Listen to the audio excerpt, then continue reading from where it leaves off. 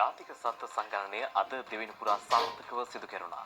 සතුන්ගෙන් වගාවන්ට සිදුවන හානි අවම කර ගැනීම සඳහා අවශ්‍ය ක්‍රියාමාර්ග ගැනීමට දත්ත රැස් කිරීම මෙම සංගණනයේ අරමුණයි. අද පෙරවරු 8 සිට 8:05 දක්වා විනාඩි 5ක කාලයක් තුළ සත්ත්ව සංගණනය සිදු කෙරුණා. එහිදී වතුරන්, රිලවුන්, දඩුලේනන් සහ මොරරුන් සංඛ්‍යාව ගණන් කර සංගණන පත්‍රිකාවේ සටහන් කිරීමටයි දැනුම් දී තිබුණේ.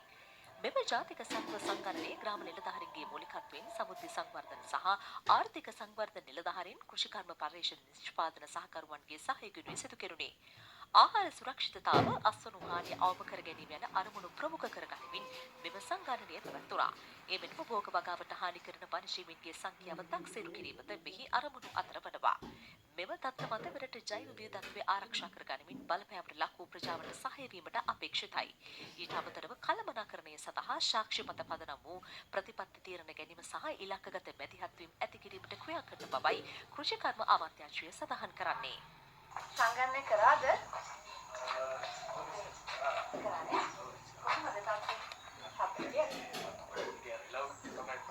මම ගොඩක් සක්‍රීය දායකත්වයක් ලබා දීලා තිබුණා. දැන් ගොඩාක් කොල්ල එකතු වෙලා තියෙන්නේ. රිලව් සංගණනයක් ඉතාම වටිනවා. මොකද ඉන්න ප්‍රමාණය අපිට දැනගන්න පුළුවන්.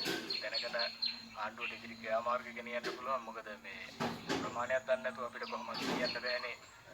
මොකද කරන්න ඕනේ. කෘෂි භෝගවලට බහුල වාහන සතු කරන සත්ත්ව සංගණනය සාර්ථකව පැවැත්වුණු බව කුරුණෑගල දිස්ත්‍රික් ලේකම්වරයාද ප්‍රකාශ කළා. සත්ත්ව හානිය සලකලා බලපුවම මම හිතන්නේ ලංකාවේ ඉතාමත් විශාල විදිහටම හානියට පාත්වන දිස්ත්‍රික්කය තමයි කුරුණෑගල දිස්ත්‍රික්කය. ඒත් එක්කම කුරුණෑගල දිස්ත්‍රික්කය කියන්නේ ලංකාවේ කෘෂි භෝග නිෂ්පාදනයේ ප්‍රමුඛ දිස්ත්‍රික්කය.